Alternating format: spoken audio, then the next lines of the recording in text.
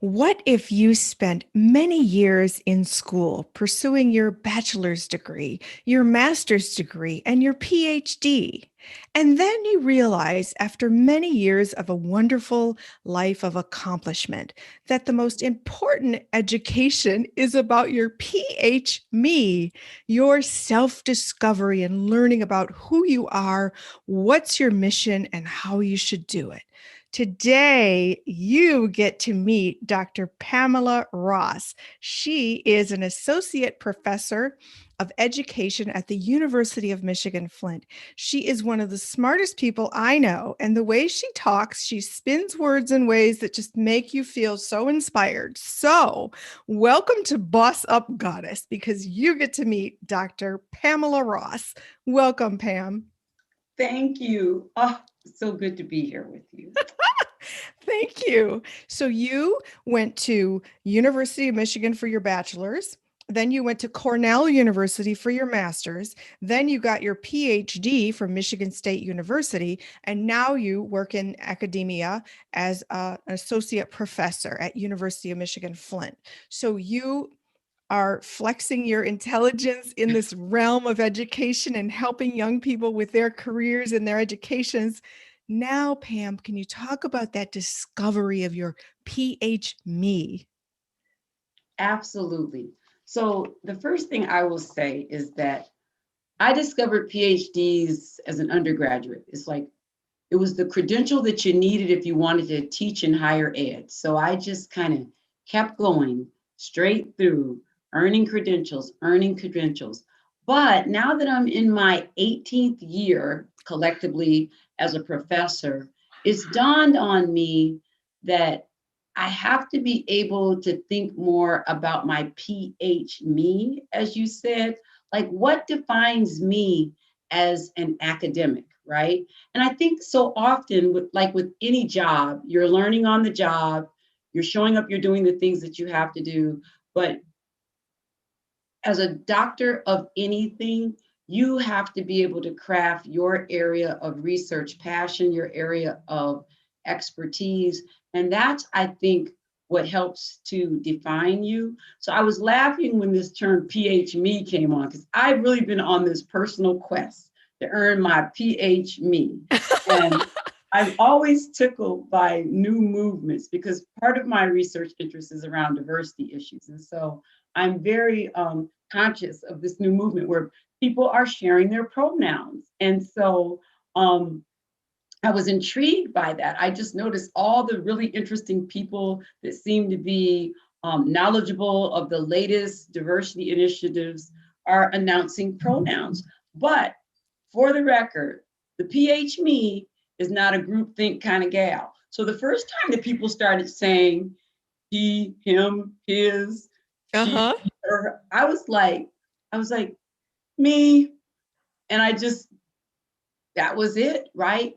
But even though now I'm glad to share my pronouns, really, I think me is a huge pronoun to think about because the pronouns that we're announcing are second person pronouns.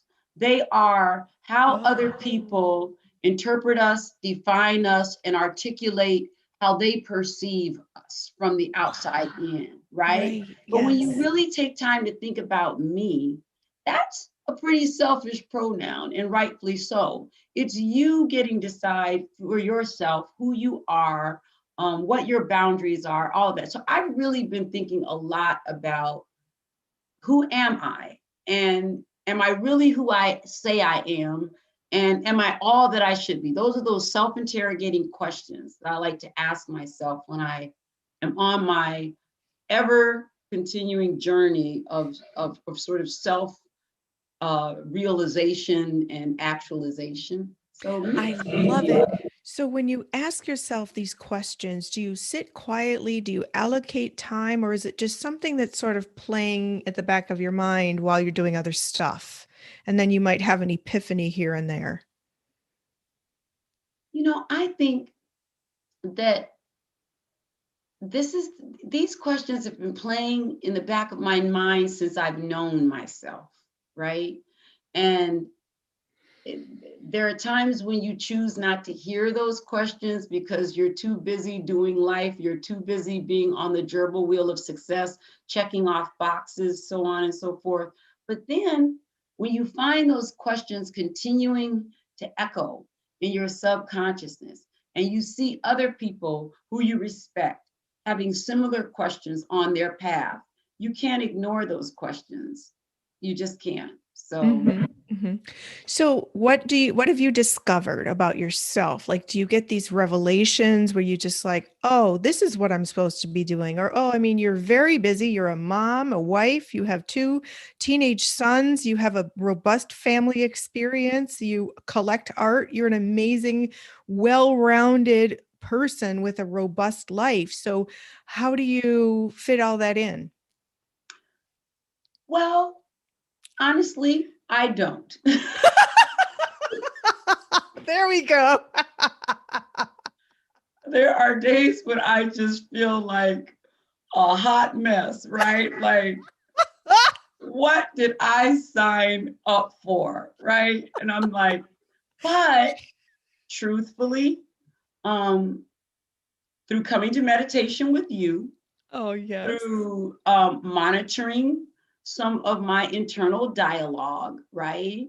I I've been watching how I expend my mental energy. I've been Yes. watching how I think about who I am in the here and now, right? Because there's something about if you don't control your mind space, you will get overwhelmed in all the things that are upon you and all the things that you want to achieve. And so being able to give myself credit in the way that you just made all of that sound glorious instead of, oh Lord, I gotta cook. Oh, I gotta go to work. Oh, I've got to grade. Oh, something. When I start seeing everything that I have chosen to balance, um, as being worthy of feeling good about where I place my energy and the things that I value, it makes room for other things because you can't get up and beat yourself down all at the same time. And so No. I'm working through not doing that too. I love it. Guess what? That is such a consistent theme with my guests here on Boss Up Goddess Pam, because women are saying, you know what? This is my boundary. This is what I want to do. This is what I can do with excellence. And I'm not trying to do everything.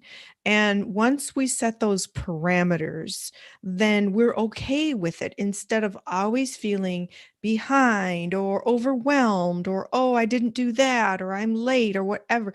Those feelings that just kind of cascade and get worse and you spiral down. Been there, done that. And it affects whatever realm. As an entrepreneur, you can certainly feel that way when you've got all these different projects going on. So I love that, Pam, that you just described it like that. That was just brilliant.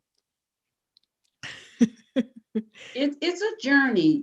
I've always been someone that set high expectations for myself, hmm right? And I will be honest, there have been times in my life where I think my race, my gender, my social class, perhaps, signaled to me from the world that I had unattainable expectations, right? And and so I, I never was a person that was going to let the world set a bar for me, right? Right. And hmm so, in order to offset what I know can sometimes be structural barriers, I set do twice as much, work twice as hard. It's like I'm going to raise the bar above the bar so that there is no question that I've met those expectations and exceeded them.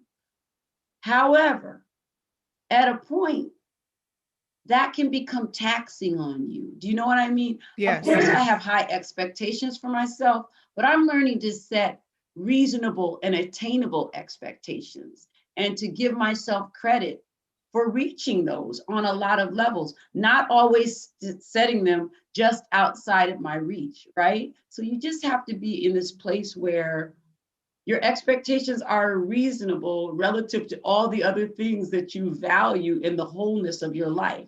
That's the thing about women. We I think we experience the world and our lives holistically in ways that perhaps others do not. And so um, I've been able to now set my expectations in such a way that they make room for all of the things that I also consider to be important to me, not just my professional career, not just my uh, accomplishment ambitions.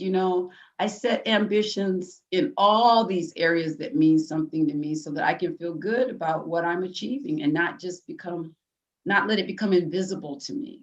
Because Mm-hmm. Mm-hmm.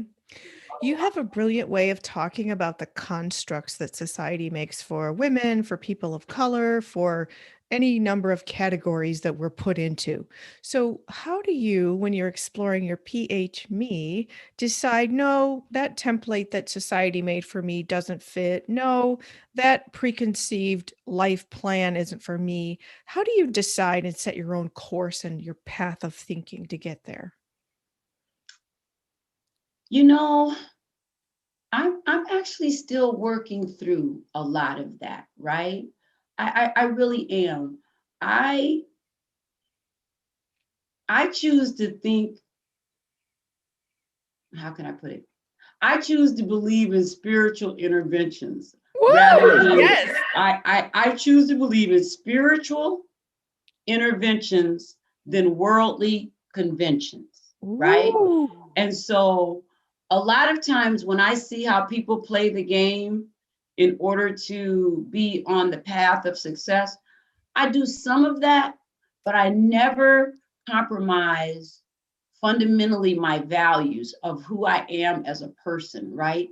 And so um, I've just seen having humility, having trust in a higher power make room for me, right? And so I am fully aware that there are structural barriers out there put in place to make life harder for women, in particular women of color, in particular women of color who don't come from privileged backgrounds.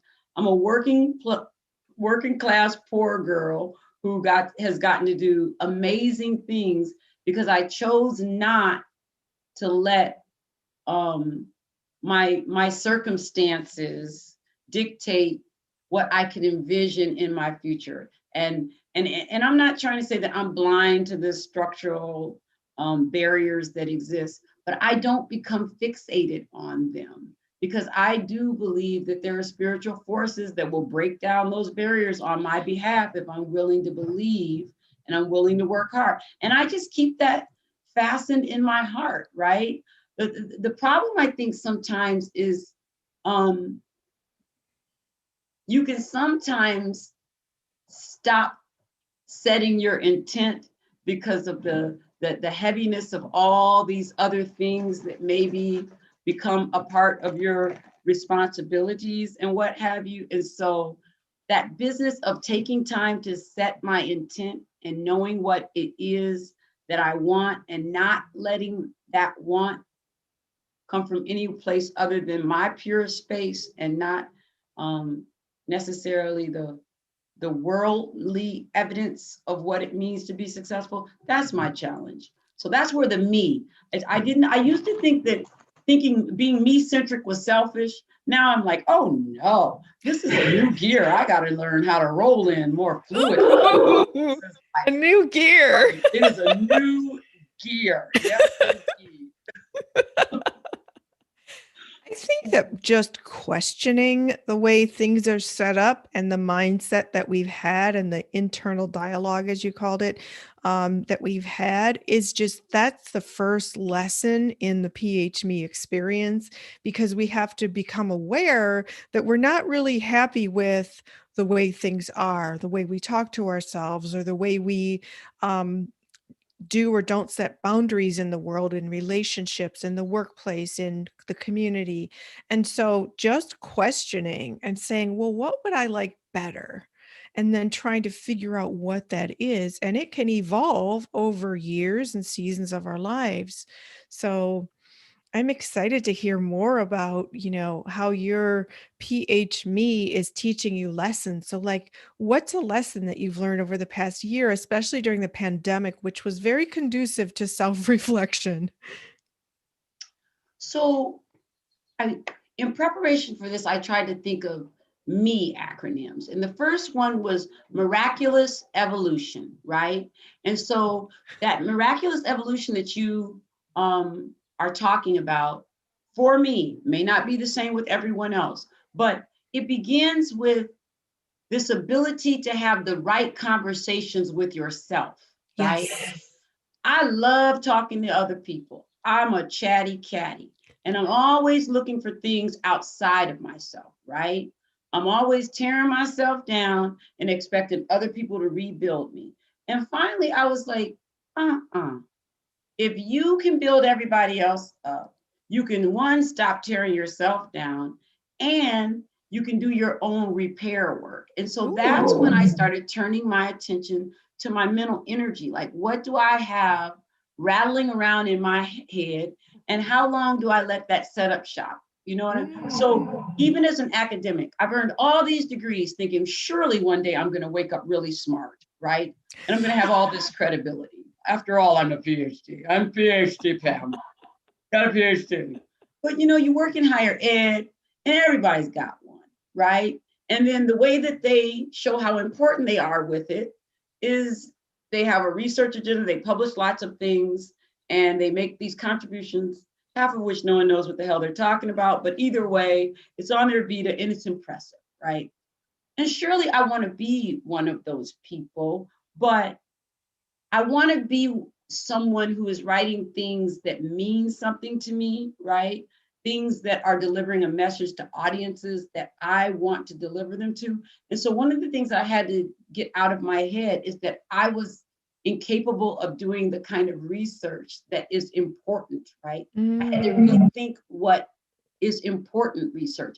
I had to start reading things where people are making stuff up and just supporting it with other people's research, right? And so I like that part of it. So I'm learning to get out of my own way and get rid of that imposter syndrome and get rid of wondering whether or not I paid my dues, and just step into a space of where I do the things that bring me joy and deliver the message that I was intended to deliver in the way that only Pam can. You know what so those things have been helping me, I think, to move in the right direction. And also not being afraid. There's another ME. You might need more education. You never stop learning. And that's what I think a lot of people, it dawned on me. I thought I was arriving at a destination when I got this doctorate.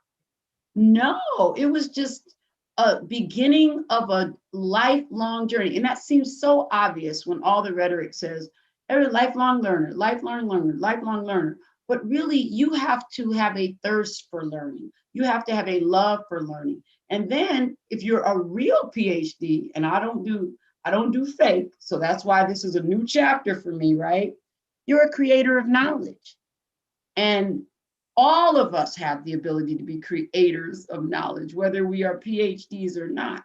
But if you signed up to earn that credential, that's what you're supposed to be doing with it. So just making those things make sense to me in that way, and telling myself you are not inadequate just because you don't want to do it like person A, B, and C who's been held up as the golden standard. Try it your way and do it because for no other reason than that's the gift that you are born to bring forth.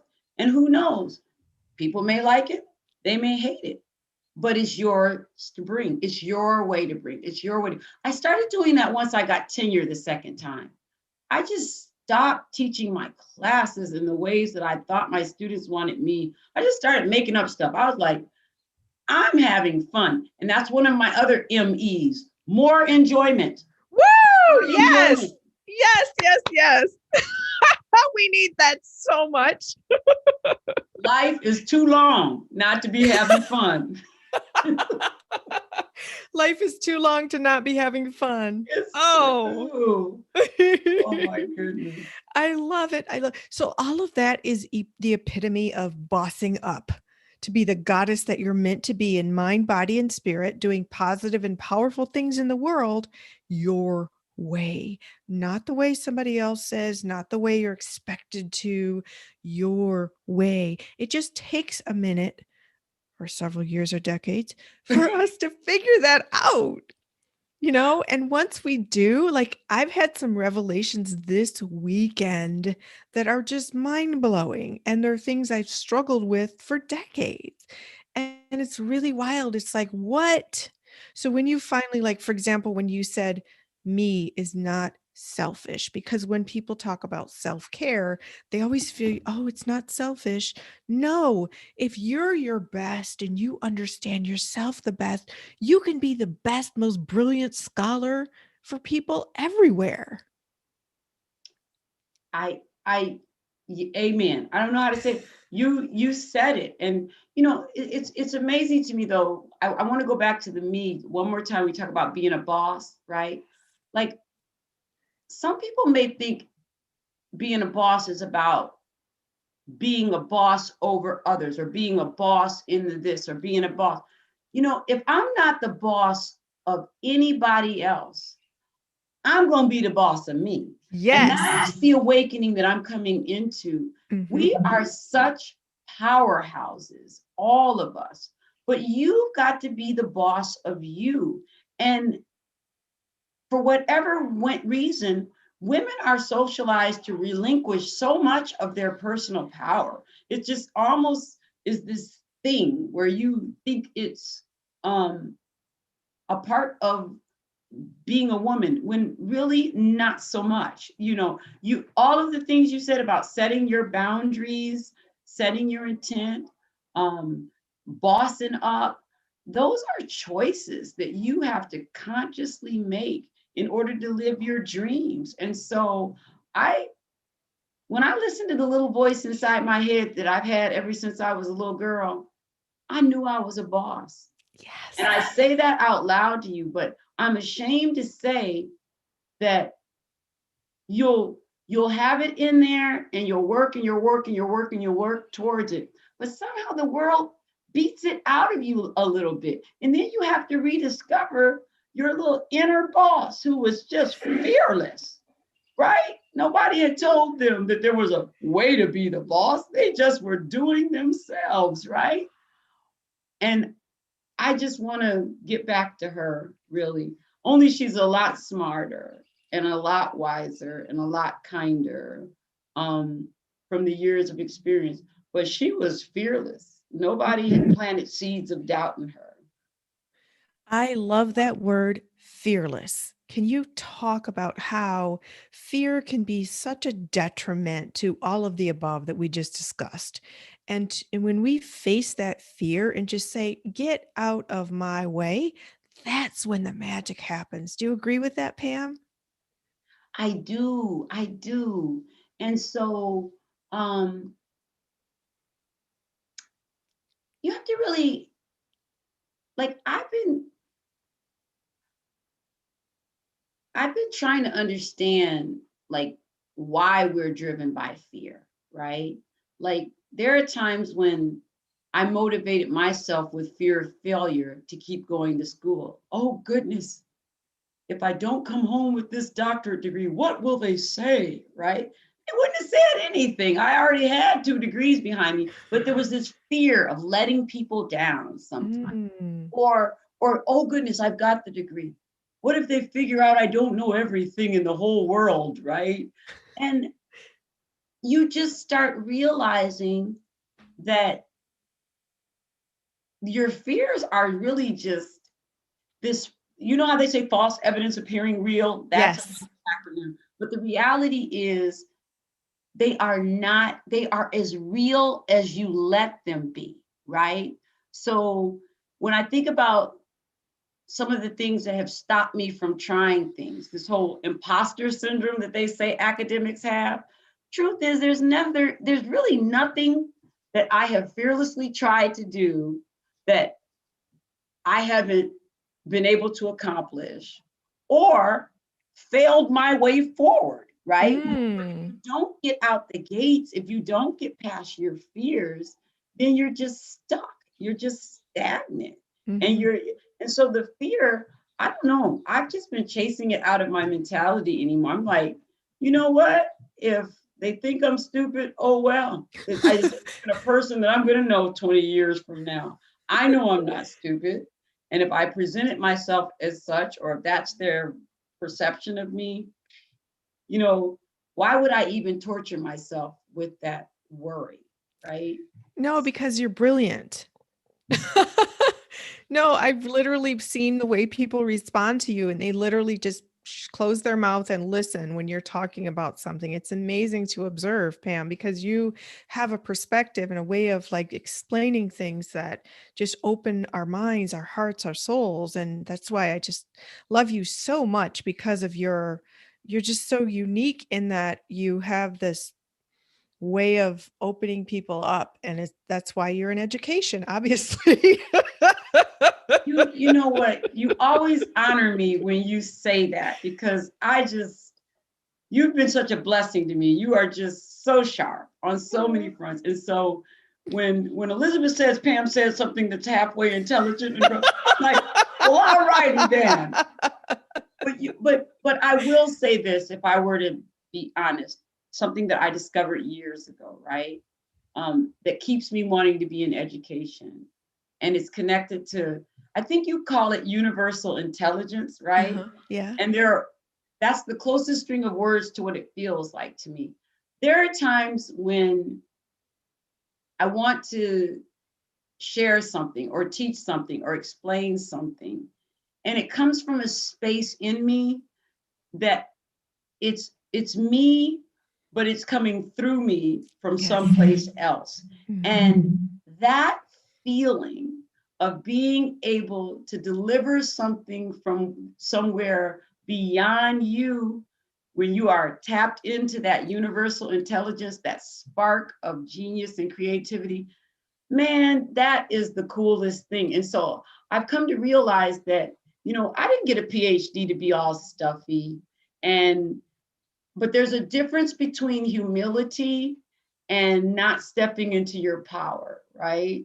I feel like my humility makes me a worthy vessel to be able to leave room for something greater than me to come through me. But when humility turns into fear and self-doubt and feeling of being an imposter, no, no. And the beauty for me as I got older, I actually figured this out when I was a young woman, forgot it, and remembering it all over again. Every one of us is a goddess. Every one of us is a boss. It's not relative to anyone else. And that's why all these fake comparisons we do, all these, well, I'm not here and this person's there, and what, unnecessary. Just settle into who you are. So really, I'm enjoying this chapter of thinking, what brings Pam joy? What allows Pam to do her greatest service for others? What is Pam using her energy on? I'm asking myself these questions because it's a healing process. When you do things that are harmful to yourself and your physical, mental, spiritual well-being, it takes time to detox and reprogram yourself, but it's worth the investment of writing your thinking and your creative pathways and all of that stuff that will allow you to be the best iteration of yourself possible. Yes. Oh, I love that so much.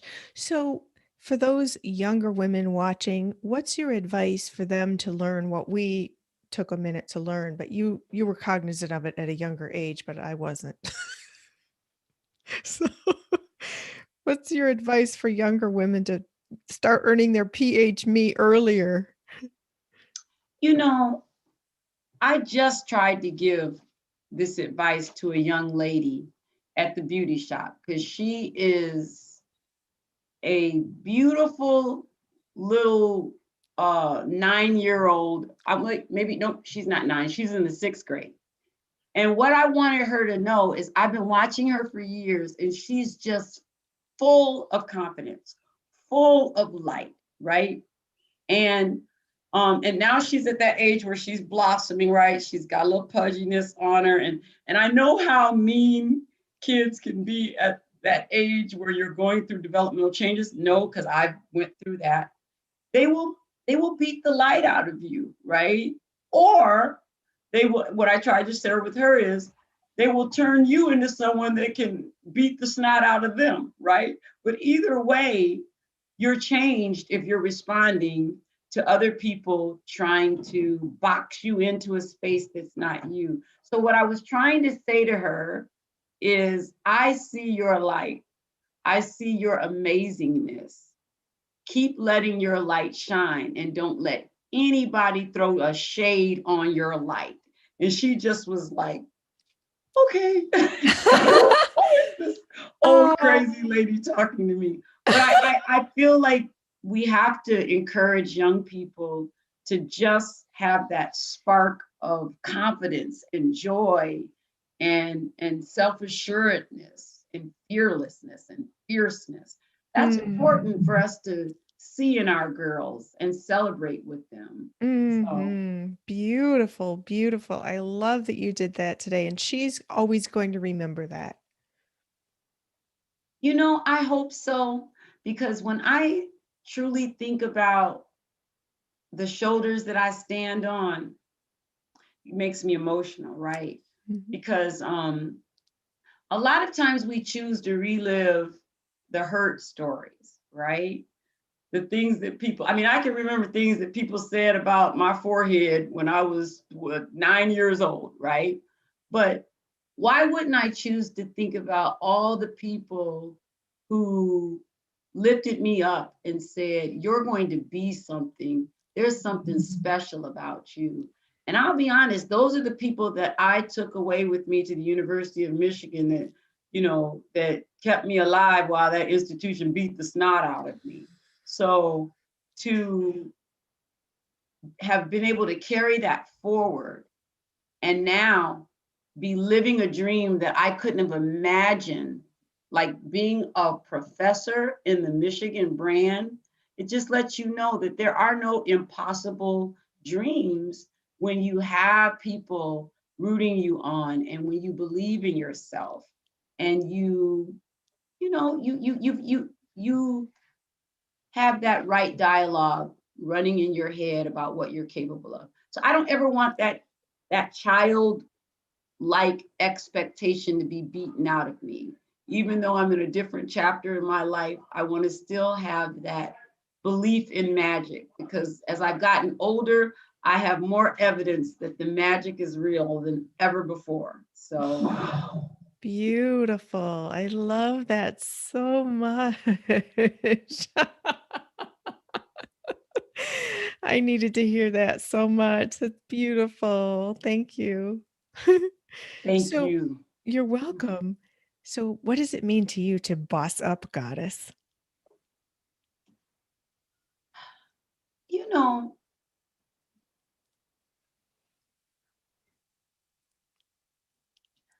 a boss to me and bossing up goddess, a bossed up goddess, she knows her worth, right? And a boss doesn't carry themselves, a boss doesn't carry themselves like they're missing anything to handle their business. A boss knows that they have everything they need to handle their business, and that anything that they may need can and will be added to them to do their mission, right? It's Yes. like walking in your confidence, walking through the dark to a destination that you can see. And to me, um, even though I'm working on my boss self, I'm like a little undercover boss, because I no, I really, when you can celebrate other bosses and not feel small relative to them, When you can see people who look at you like you've arrived, but see their bossness in them, and you can mind that, you know what I mean?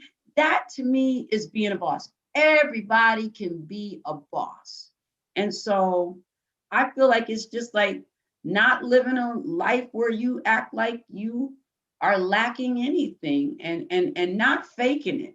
There's a difference. You can tell people who are faking it, and you can tell people who are just it, right? Mm. So being a boss is stepping into your power all the way in, not just the toe in, all the way in to your power. That's what I think. I'm That's getting there. I'm getting there. well, you are absolutely a boss and a goddess, Pam. So thank you so much for gracing us with your messages tonight about earning a PhD. Oh yeah, best degree I ever tried to earn, and we'll have it. I got it. Got it I on the love it. wall. I love it. And Oh it's a degree that keeps on giving because you keep on learning, right? yes, absolutely, Mm-hmm. absolutely. Mm-hmm. All right. Well, as you learn, you'll have to come back to Boss Up Goddess and share what you're learning, okay? I will anytime, my friend. Okay. Thank you so much, Dr. Pam Ross McLean, University of Michigan Flint professor, associate professor. You are an amazing inspiration. Thank you. And thank you, all of you, for joining us here on Boss Up Goddess, where you got to meet Dr. Pamela Ross, who is an amazing academic, woman, mother, wife, art collector, human being, citizen, and inspiration, most of all, to all of us. I want to thank Dr. Pamela Ross for joining me tonight. And I want to thank all of you for taking part in this amazing conversation about earning your PhD. Remember, boss up, goddess. You have the power. I'm Elizabeth Ann Atkins, and I'll see you next time.